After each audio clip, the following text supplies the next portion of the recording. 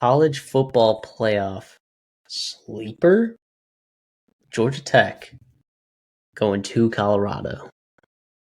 They're favored by 4.5. These Yellow Jackets, man, this offense, we talked about it. How many times have we talked about it, right? I mean, of course, you lose your defensive coordinator, but from top to bottom, this is one of the better coaching staffs that you'll see in the ACC. Uh, Buster Faulkner as your offensive coordinator, Brent Key just having his hand on that offensive line, right?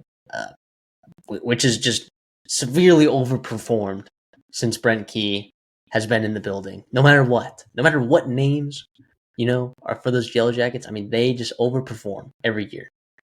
Uh, Maybe obviously they're not as elite as some of the other offensive lines in this conference, but boy, Haynes King at quarterback, Jamal Haynes at running back, Eric Rivers was really good at FIU. Really good. You did lose Eric Singleton, but Eric Rivers was really good at FIU. That's a solid transfer portal guy to get, and they've done well with whoever's been there, at that wide receiver spot. So, um, I love Georgia Tech a lot this year. Colorado has me a little worried. Caden Salter was really good at Liberty. Played some competition that wasn't necessarily fantastic. I think he also gets to play in a very beneficial system. I don't know what he's going to look like in a Pat Shermer offense. I don't know what these wide receivers are going to look like without, your Jimmy Horn and your, Travis Hunter. I do think Shedeur Sanders was a pretty good quarterback for you. I think he's probably going to be better than what Caden Salter or Julian Lewis, if Julian Lewis has to come in at some point this season.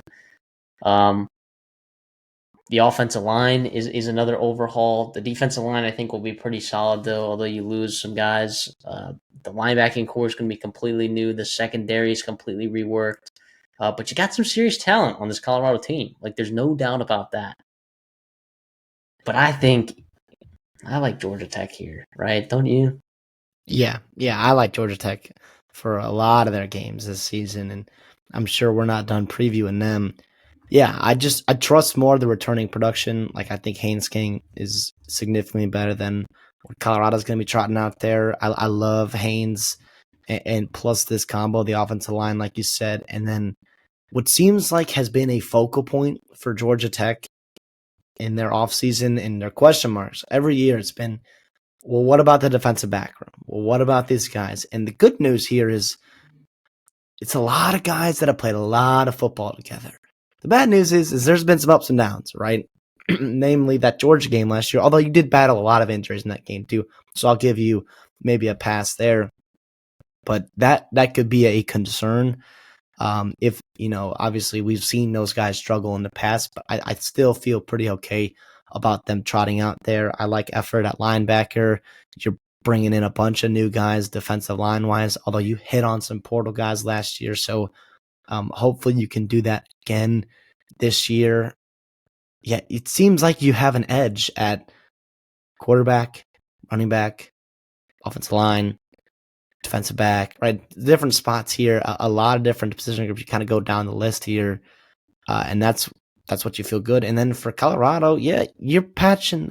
You got a lot of transfers on the offensive line, not only from this year but in previous years, right? So it's tough. It's tough week one to come out and be ready to play. Although I feel like we've seen Colorado do that recently, where they come out firing early in the season, get it together.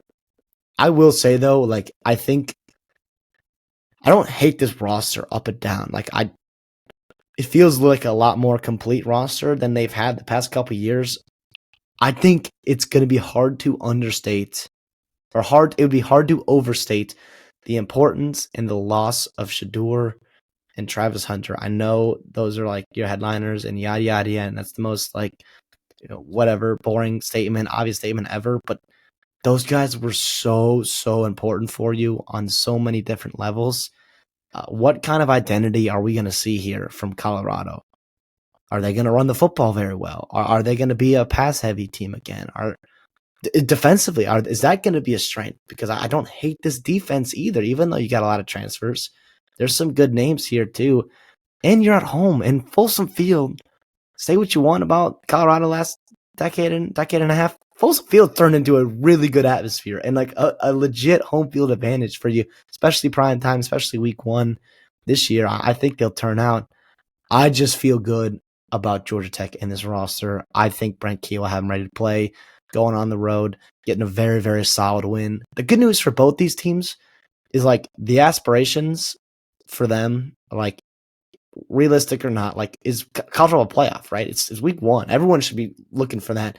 And their best way to that is the conference title game, right? Winning your conference, getting that automatic bid.